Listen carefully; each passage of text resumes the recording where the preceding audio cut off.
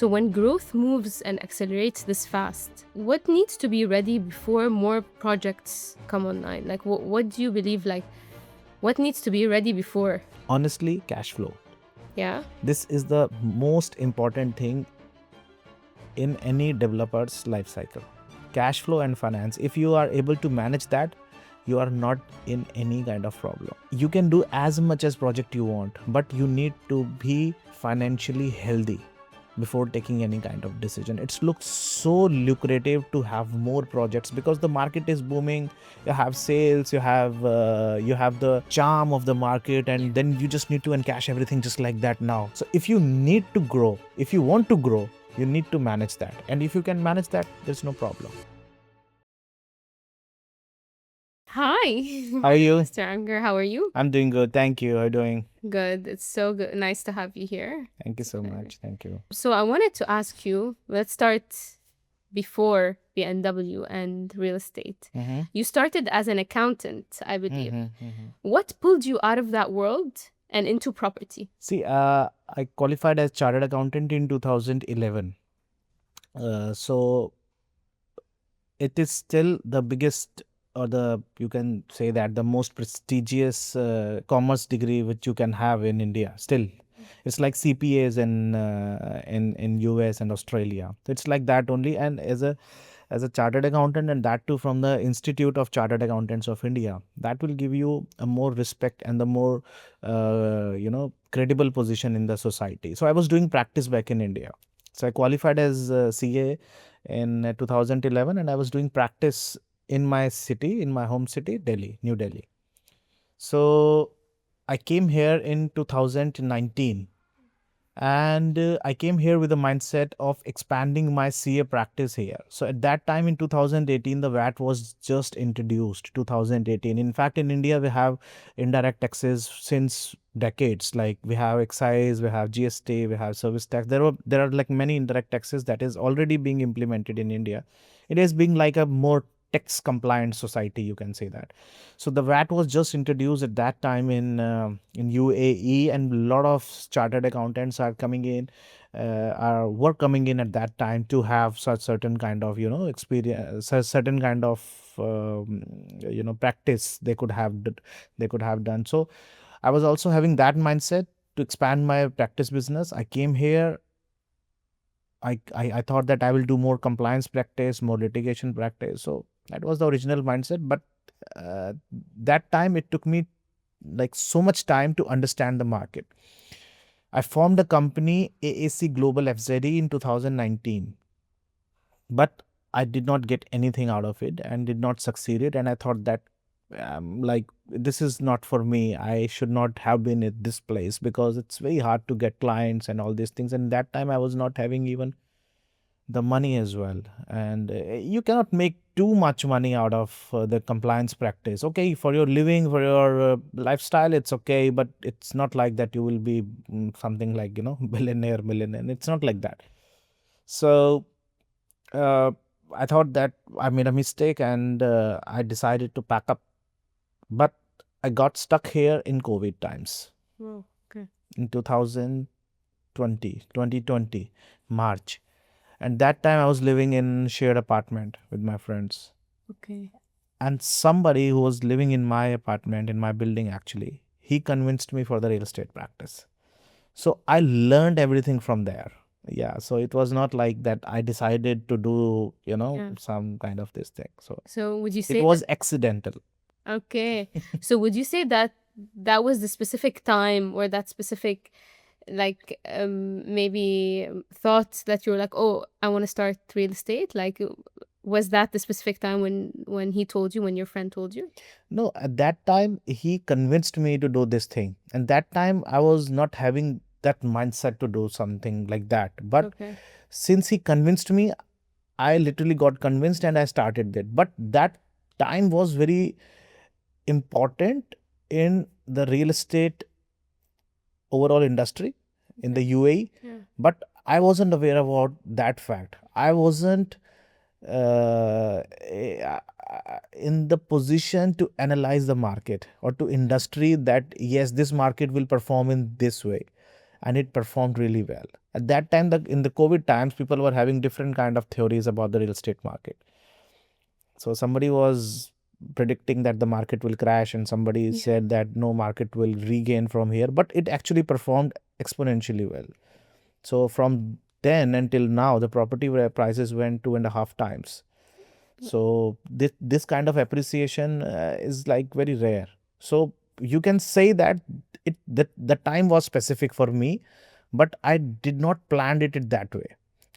So this credit should go to the destiny only. What made you say that, okay, I'm ready to build something on my own? Like, what gave you that push, or what was that moment was that you were like, okay, I want to do this and I want to build something for myself? Since my childhood, I was having a mindset of doing some kind of business of my own, and I never thought of doing work for somebody. So it was I actually kept on telling to my mom at that time that no, I will not do any kind of job. I will be doing business of my own. At that time, I was not having any money whatsoever. My mother was, in fact, she was having very less salary, and I lost my father when I was young. So at that time, I was not having any choice. So in general circumstances, people will say that, or in those kind of circumstances, people will say that no, you have to do the job only because of your limitations, and because you don't have much options for the entrepreneurship. Because we were having a you know mindset, still people have, that you will be needing a lot of money if you want to do your own business. If you don't have business, if you don't have money, you can't do business. Business is for the rich people. That is the kind of still a mentality which our normal society has, and that was the case with me as well. So I thought that I will not do any job for anyone. I decided, actually. So in 2005, when I when I cleared my 12th exams, like my inter exams, and then I started pursuing my CA career, and then I qualified in 2011. I was having two options: either I will be working for the industry or I will work for myself.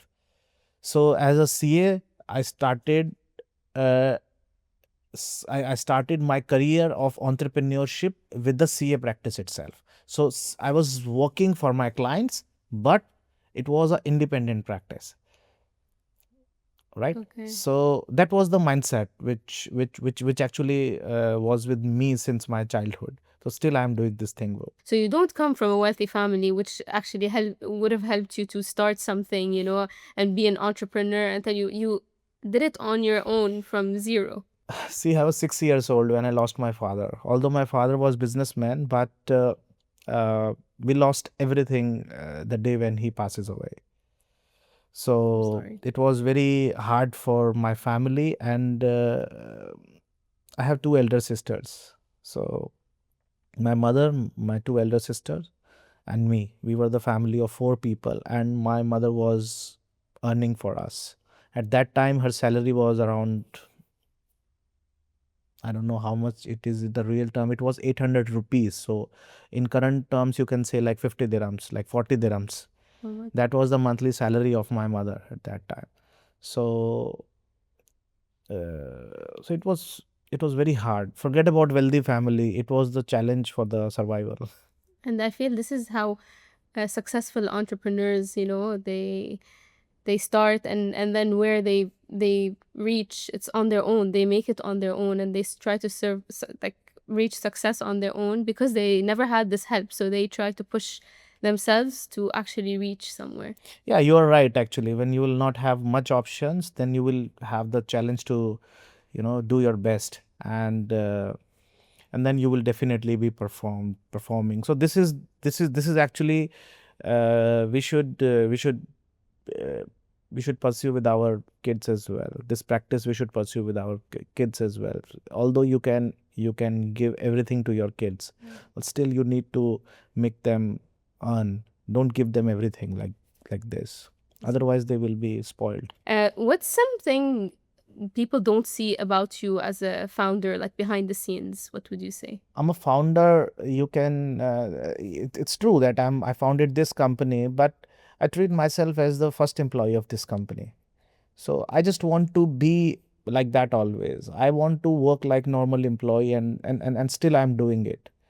So I'm working every day, and if somebody uh, don't know me, they will not feel any kind of difference if they will see me roaming around in the office. So I treat myself like that only, and this is how I enjoy is by working as well. So I work every day. I don't put myself into a position where I will just be taking decisions on the top level. In fact, I'm into the micromanagement, and I'm taking every decision of my own. I did not hire any CEO. I'm acting as a CEO as well in my company because I want to take decision. I love taking decision, and I want to go into deep, and I want to do the things of my own. Since I have finance background, I can manage my lot of things just because of my academic expertise. You can say that academic experience rather. So this is the other side of the coin which people can't see, but they see the results. Yeah. So but I'm doing it because I love doing this. So let's move a bit into real estate and into BMW. RAK had a booming year in tourism, I would say. Why does 2026 feel like a turning point for BMW, you would say? See, actually, it all started in 2023 when we started purchasing plot in Ras Al Khaimah, especially in Al Marjan Island. At that time, it was a news of Wynn Casino. In fact, in the Khaleej time itself, it got published many times that yes, this is the thing which is coming in Ras Al Khaimah, and it's pretty new thing for the Middle East, I would say that. So, and there are many reports. In fact, the Khaleej Time report says that this 5.5 million visitors will be coming into Ras Al Khaimah by 2030. In fact, there are many reports which says that the 8 million visitors can visit by 2029.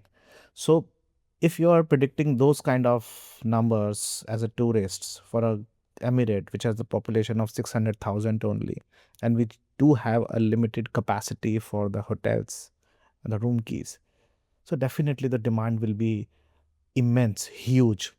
It's a booming market. It's for obvious reason. So we thought that yes, this is the place where we should be, and we ask our people to buy plots with us, and we kept on buying plots there. We kept on launching the projects. Now we are doing construction parallel in uh, in together. So, and it's paying us off as well. So now we have 28 projects just in Ras Al Khaimah. So now we need to deliver all this project by 2029. So not just 2026, in fact 2026, 2027 and 2028, all these years will be a changing these year will create history for the BMW. But I treat these years as the years of responsibility. We will enjoy after 2030, but in 2026 and especially 2027, these 2 years we need to work very hard, and this is what we are doing. So we enjoyed the market. We can see that yes, there is a sale, there is a demand. Now we have to deliver. So selling is not a concern in Ras Al Khaimah. Delivery is in fact not a concern, but still you have to do. But the fact that you actually chose Ras Al Khaimah, because everyone knows like it's Dubai, Dubai, Dubai, it's the one that's booming. But Dubai is Dubai. Dubai will always be Dubai. exactly. I live in Dubai. I love Dubai. But the fact that you took a chance and decided, yes, let's open in Ras Al Khaimah, or let's buy land and property in Ras Al Khaimah, and then you foresaw the future, basically. Like you felt like something big is gonna happen here. I can't foresee the future, but I can calculate. Yeah. It's always a calculation. Of course, people wants to have their place in Dubai. Everybody love Dubai, including myself. There is no place in the world like Dubai. But Ras Al Khaimah is booming now. So there is no harm in exploring a place which has obvious reason for the growth.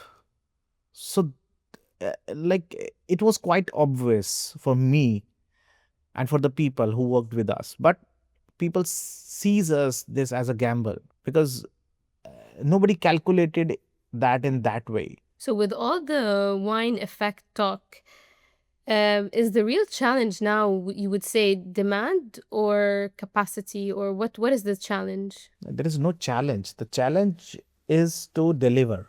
Okay. is to deliver on time. This you have to take it as a challenge, because the casino will be opened by 2027. In fact, quarter 2. Our first project will be delivered in August 2027. Okay. So the timeline is very crucial. You need to match the timeline. You cannot be delayed for even a month. And you should not be. You have to deliver it a month before. So this is a challenge, and this you have to accept it, and this you have to enjoy it as well. It is like that only. If you enjoy your work, you will love it. And this is what we are doing in BNW. So the demand is immense. If you need 65,000 room keys to compensate to cater 8 million visitors Okay. by 2030, let's say, you are not in position to deliver 65,000 keys by 2030. This is a fact. The capacity of Al-Marjan is 22,000 only. And we are not in position to deliver everything by 2030. There are projects which is even not yet launched. Not BNW, of course, we launched everything, whatever we have in Al-Marjan, except one project. But we have many projects, we have many pieces of land which are still not launched yet. Nobody knows what's going to be their future. So the capacity is not utilized properly. And then we have another master plan which eventually will take more years. So where these people gonna live? And you need to take the advantage at the time when it is getting,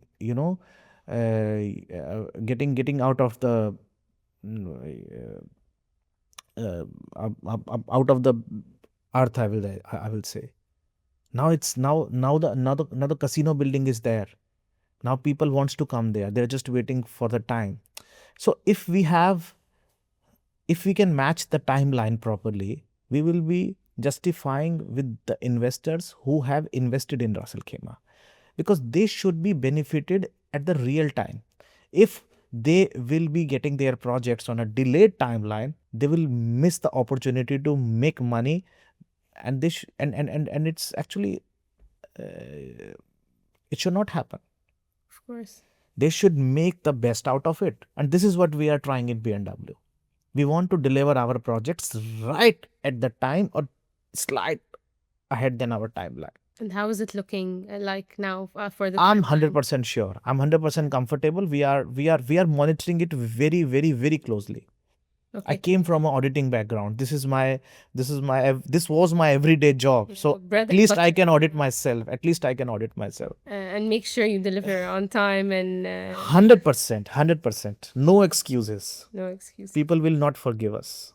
And I don't want to see that day. I see myself like that only, And this is how you enjoy as well. You need to be very, very, very focused. You've said that 2026 is about moving from momentum to muscle. Yes. What does that mean in execution? Like, what do you mean by that? It's like getting the things into the reality. Okay. It's on the piece of paper. Now you see the renders. Now you see the 3D plans. When you will see it live, real. Okay. So when it will come into the reality, then it does make all sense. And not only just that, we are pushing ourselves to get something extra over and above which we promised to the people, which we promised to the buyers, in fact. Okay. So we are again pushing ourselves to do, something over and above. So when growth moves and accelerates this fast, what needs to be ready before more projects come online? Like, what do you believe, like, what needs to be ready before? Honestly, cash flow. Yeah. This is the most important thing in any developer's life cycle. Cash flow and finance. If you are able to manage that, you are not in any kind of problem. So you can do as much as project you want, but you need to be financially healthy before taking any kind of decision. It looks so lucrative to have more projects because the market is booming. You have sales, you have the that charm of the market, and then you just need to encash everything just like that. Now everybody sees it like that. Some people think that we are also doing the same thing, but which is not the fact. This company is managed by 42 chartered accountants. Oh. In fact, we have 516 employees with 83 different nationalities. out of which 42 are chartered accountants, and we're still hiring more people. So we maintain our cash flow very wisely. So if you need to grow, if you want to grow, you need to manage that. And if you can manage that, there's no problem. In development cycle, there will be the most challenging part is the initial stages of the project, where you need to spend money out of your pocket for the construction. You cannot touch the money which people are paying you off in lieu of your off-plan sales. Like everything will go into the escrow account. Then you have to pay commission from your pocket to the brokers. Then you have marketing expenses. Then you have administration expenses. You have overheads. You have practically everything. And then you need to get the things going in, get the momentum going in by acquiring more and more projects. So you have to do everything, but you cannot do it out of the people's money. You need to do it through your money. So you need to decide that how much projects you want to do. And one more thing which you need to see is that how much leveraged you are. In fact, I have rumors from the market that people are saying that BNW is over leveraged, BNW is over leveraged. But the actual fact is and still is that this company is not accepting any debt from anyone. We are still using the equity money. Financially, you need to be very, very, very healthy. As far as you can manage your cash flows, you can decide as much as project you want to do. So cash flow is the most essential thing. Growth is completely in your hand. You can be conservative, you can be aggressive. It's your choice. But most important thing is financial health.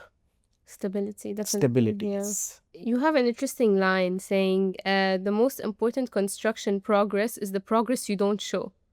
And why is that? Like, why would you say that? There are few things which you which will not be seen. Yeah, exactly. And it's the overall growth of the company, overall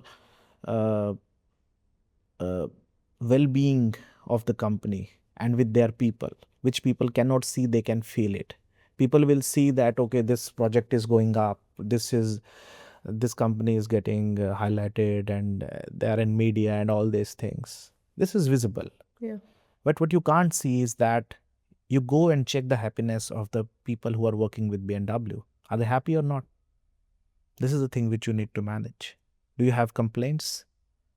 Do you have the plans for their future security? And this is where we are actually working in. So other than your investors, you also take care of your employees and the people we take care of everyone.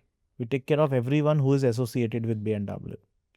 So we focus on returns on individuals rather than return on income. Not many companies actually focus on the well-being and the security of their employees. No, this is very important. In fact, I'm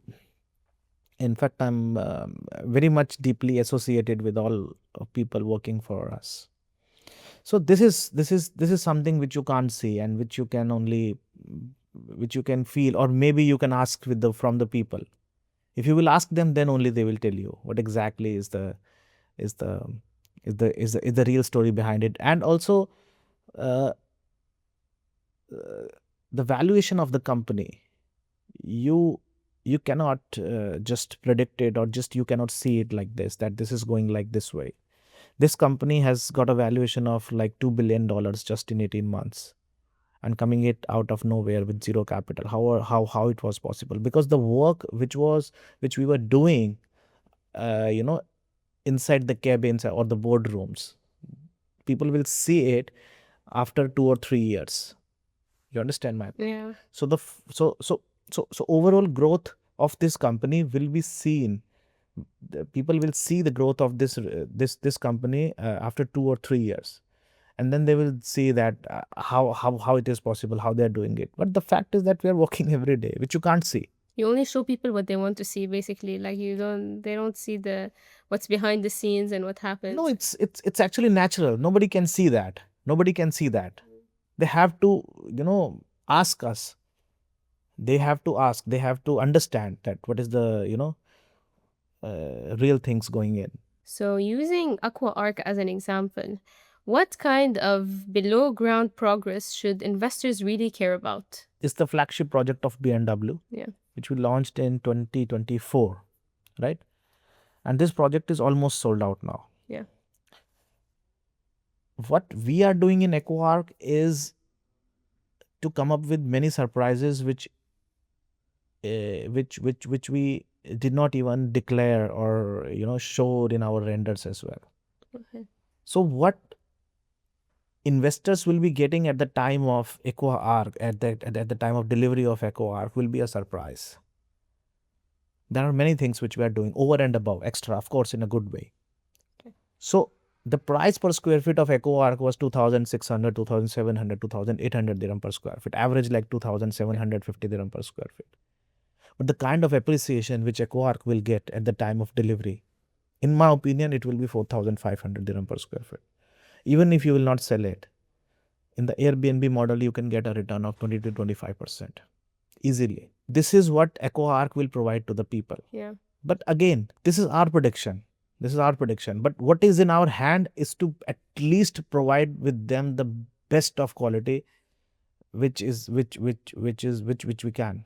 We cannot guarantee them the Airbnb return. I can predict that. I cannot guarantee them the market appreciation. This is not in my hand.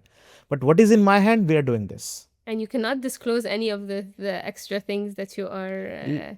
Okay, let's keep it surprise only. Only surprise. We cannot disclose it. Let's keep it surprise. Then it will not be a surprise. Yeah, true. I don't want to make it a marketing gimmick. I just want to do it. That's it. And I'm not even selling 𝐸𝐻. It's almost sold out. Almost sold out. Yeah. You're very intentional with your partnerships and who you get in like partnership with. What do China Railway and MAN bring? See, what BMW does not have, and which BMW eventually will get is the experience. It's a process. It's organic process, which eventually will learn over the period of time. So what Masa and China Railways bring is the immense experience which they have. Masa's MAN Construction is a construction giant in Saudi.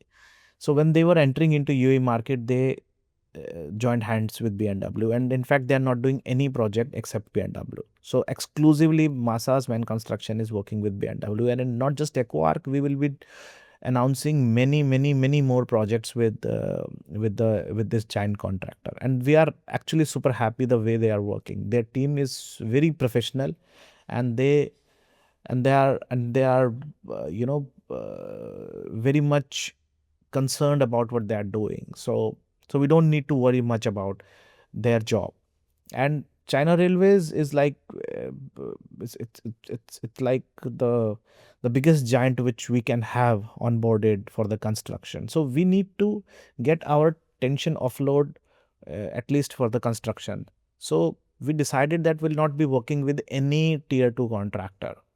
So we could have worked with many contractors, and we were having options on our table as well. And in fact, the price per square feet was in fact low as well for the other contractors. But we don't want that. We want only top contractors, working with us, so that they can prepare themselves well in advance for the contingent conditions. There can be adverse conditions in the contracting life cycle. You need to be properly prepared for those kind of challenges. And this is where these contractors have mastered, over the period of time. They have done construction worth billions of dollars. So they know what they are doing. Okay. And in fact, we are like tiny insect in front of them. We cannot tell them that this you need to do this thing or that. They know their job. So this is what BMW is doing right now, is to partnering with those people who knows what they are doing. That's it. And partnerships are very crucial also sometimes, just also to build the brand and to grow the It's company. like, yeah, of course, it's very important to have right partners. If you choose wrong partner, incorrect partner, of course you will have problems. What would you say the vision is for BMW for 2026? For 2026 is the time when we will be launching a lot of projects in Rec Central. Okay. And in Marjan Beach. We will be acquiring a lot of projects in Dubai. The way we acquired projects in Ras Al Khaimah, we'll be doing exactly in the same way in Dubai as well. In fact, we are in a very good position to invest more than 2 billion dirhams just for the acquisition in Dubai during just in 2026. So we'll have many more projects in Dubai as well, and of course in Abu Dhabi as well. So, but the most important thing, as we see right now, is to focus on construction in 2026. Yeah. So we don't want to, you know, create a situation where we are focusing on our future projects and we are not looking at our past projects. So we need to give 70% attention to our past projects, which is launched and sold out, and rest 30% will be focusing on the new acquisitions. Please tell me, should myself or other people buy property or? See, if you can, you should. Yeah. In fact, if you can buy property with the help of bank mortgage, then also you should buy. The equation is very simple. There is a huge gap between demand and supply still in all Emirates, especially Ras Al Khaimah, Dubai and Abu Dhabi. The people are coming in. They are welcoming more and more tourists. Last year it was 25 million. This year it could have been any number. More people are choosing Dubai, Abu Dhabi and Ras Al Khaimah as their second home. So, and supply is very limited. It seems that there are a lot of projects coming in and getting sold out. But the most important thing is that they're getting sold out in like couple of days. How it is possible? Because there is a huge demand behind it. And there is a very professional and solid network of brokers as well working in this country. So the demand is very high, and supply is still a challenge, a limit, right? So the property prices will definitely be going up. I'm not sure, but I have heard that there is a project announcement in Dubai for $10,000 per square feet. I don't know. It can be a rumor as well, but I heard it somewhere. So this is the kind of thought which people are having. The average per square feet in London and New York is like $3,000 per square feet. This is the average rate for a tier 1 location. But in Dubai, still tier 1 location, you are getting it for $1,200, $1,300 per square feet. So, but the infrastructure of Dubai is in fact better than these countries, these cities. So why Dubai is not having that kind of luxury to or that kind of prices which these countries have, these cities have? Because these cities are saturated now. People started investing in those cities 100 years back, but Dubai is still new. It's like 20 years old history for the real estate. So still you have to see a lot of growth. But this growth is now, actually. This is happening now. So still, if you did not made up your mind to buy something, I think you should make it very fast, because every day the prices are getting changed or increased. The rentals are getting high.